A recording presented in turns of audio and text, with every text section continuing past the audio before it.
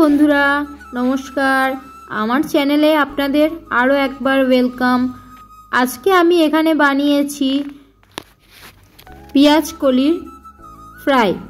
পেঁয়াজকলি fry রেসিপিটা করার জন্য এখানে আমি পেঁয়াজকলিগুলোকে কেটে নিয়েছি, আর নিয়েছি আলুগুলোকে কেটে, আর নিয়েছি এখানে পেঁয়াজ কুচি, রসুন আর টমেটো কুচি।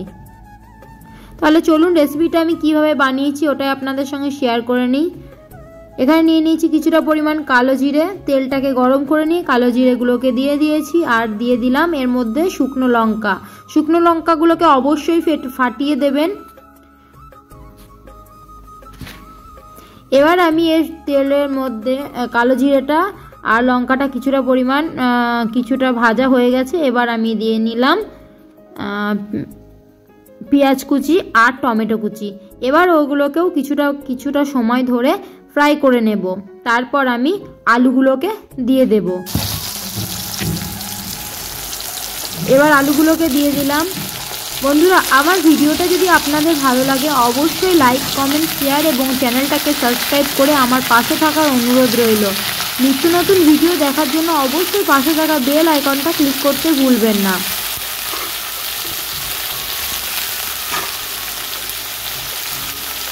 এবার আমি সব আলুগুলোকে দিয়ে নিলাম। এবার কিছুটা সময়ের জন্য ভাজা ভাজা করে নেব, যাতে আলুটা একটু সিদ্ধ হয়ে গেলেই তারপরে আমি দিয়ে দেব পেঁয়াজ কলিগুলোকে। একটু নাড়াচাড়া করে নেওয়ার পর এবার আমি পেঁয়াজ কলিগুলোকে দিয়ে দিলাম।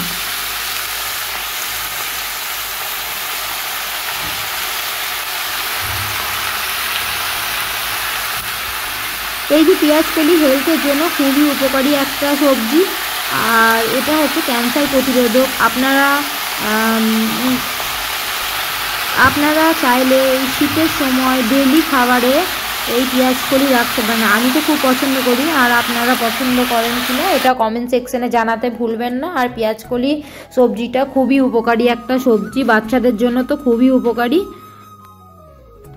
তো এর মধ্যে আমি নুন দিয়ে নিলাম, আর দিয়ে নিলাম হলুদ গুঁড়ো।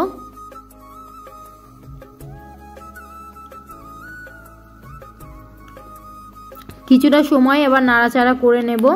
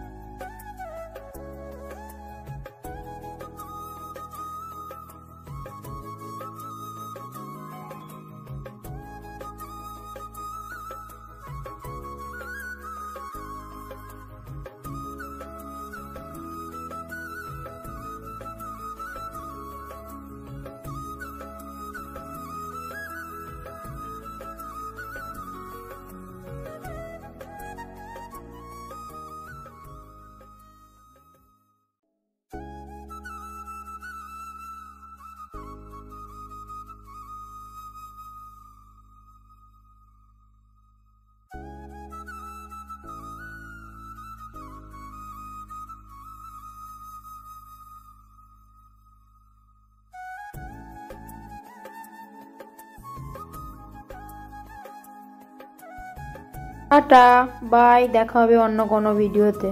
বাই।